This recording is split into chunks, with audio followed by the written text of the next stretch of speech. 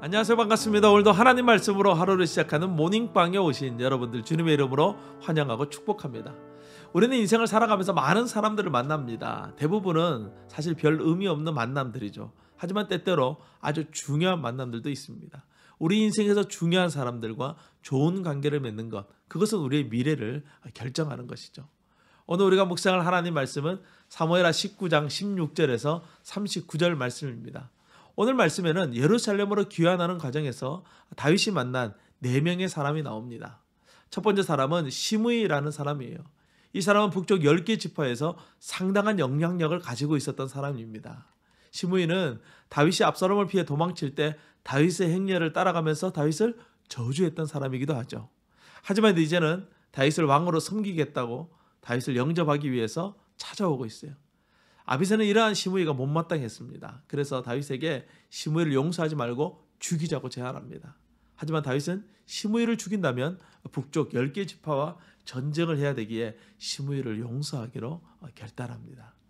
두 번째 사람은 시바라는 사람이에요. 시바는 다윗이 도망치는 위급한 상황 속에서 다윗을 돕는 척하면서 자신의 주인 무비보셋의 땅을 빼앗았던 사람이죠.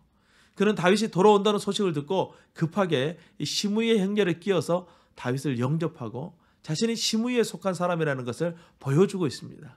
시바가 이러한 행동을 한 이유는 혹여나 자신의 거짓이 들통나더라도 다윗이 자신을 함부로 할 수 없도록 하기 위해서 안전장치를 마련하고 있는 것이죠.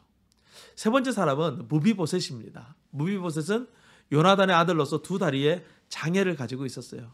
다윗이 예루살렘에서 급하게 도망칠 때 그도 나귀를 타고 다윗을 따라가려고 했지만 이 시바의 속임수에 넘어가서 다윗 일행과 함께 가지 못하고 왕궁에 남게 되었어요. 무비보셋은 왕궁에 있는 동안에 다윗이 돌아오기만을 고대하면서 옷을 빨지 않고 또 수염도 깎지 않으며 슬픔으로 다윗을 기다렸습니다. 그런데 다윗이 돌아온다는 소식을 듣고 다윗을 마중하러 나온 것이죠. 하지만 다윗은 무비보셋을 차갑게 돼요. 그가 자신의 억울함을 호소함에도 다윗은 그렇게 관심을 보이지 않습니다. 네 번째 사람은 바르실레라는 사람입니다. 바르실레는 요단강 건너 이 길르앗에 살고 있던 큰 부자였고 또 영향력이 있는 사람이었어요. 다윗은 바르실레의 도움을 받아 길르앗에서 잘 지낼 수가 있었습니다. 다윗은 자신이 어려울 때 도와준 바르실레에게 나와 함께 왕궁으로 가자라고 제안합니다.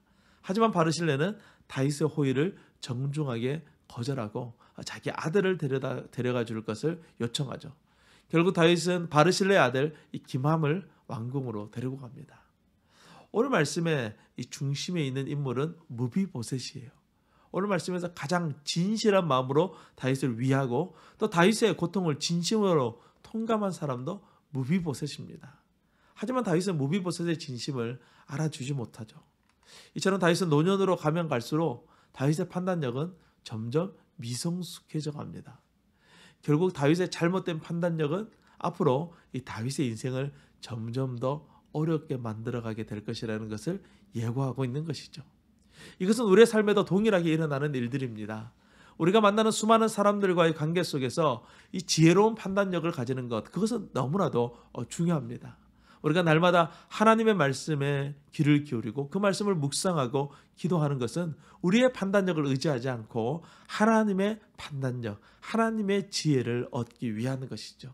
오늘도 말씀을 묵상함으로 하나님의 지혜가 저와 여러분에게 충만하게 임하기를 주님의 이름으로 축원합니다. 우리가 만나는 모든 사람들 속에 선한 영향력을 끼칠 수 있는 저와 여러분 되기를 간절히 소망합니다. 오늘도 주님과 함께 승리하세요. 샬롬.